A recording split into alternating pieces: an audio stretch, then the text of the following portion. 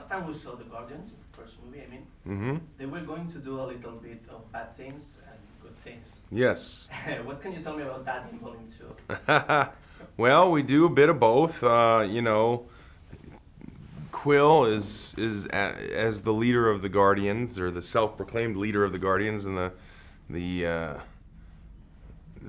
overseer. He's doing his best to keep them out of trouble, but it's not necessarily working. And you know, Rocket causes a little trouble, and in fact, Rocket's being a little a-hole to everybody, and that drives some of the drama of the movie. He's difficult to get along with, and like any family, there's a family member who no one really gets along with, and that's Rocket.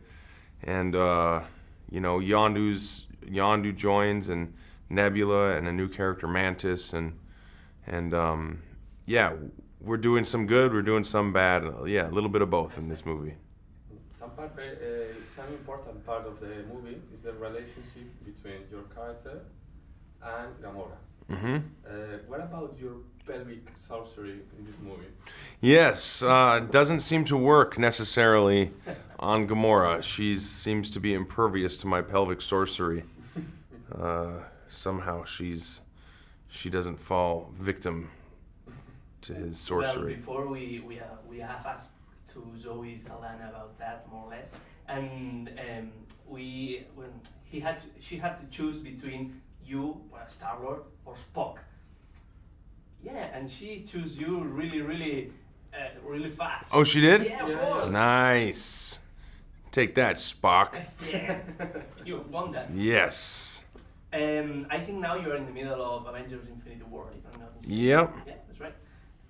It's a story that in some ways belongs to the Guardians because it's Thanos in the middle of Right.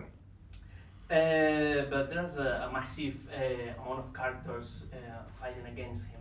Yes. Can you tell us if the Guardians have an important moment in that battle against Thanos or something? Oh, of course, yeah. We play a big role in the movie, and a very important role. Now, I don't want to get into the details of any fights that go on or anything like that, but the Guardians are coming in, and we're very much adding our flavor and our flair to the franchise, and I think audiences are really going to enjoy what we have to offer.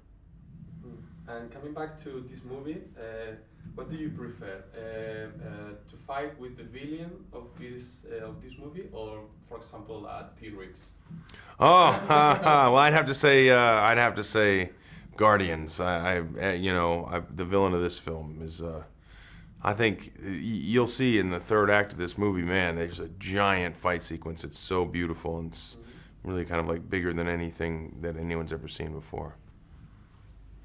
Ego is the only one where you have bloodbound, really, but... Ego's the only what? When you have a bloodbound. Oh, yeah, got it. Yeah. But who do you think is your real family in this movie? Well, I mean, Ego is my biological father, but the lessons that Quill learns through the course of this movie, without spoiling it, is that, you know, his family is the Guardians of the Galaxy. And what has changed for Peter since the previous movie, now that he knows his father physically? Oh, I mean, a lot changes. From the beginning of the movie to the end, a lot changes. He's a changed man at the beginning of the movie because he's now determined to take care of the Guardians of the Galaxy. So that arc that he goes through, that change through the first movie stays true, but then he grows even so much more through the events of this movie.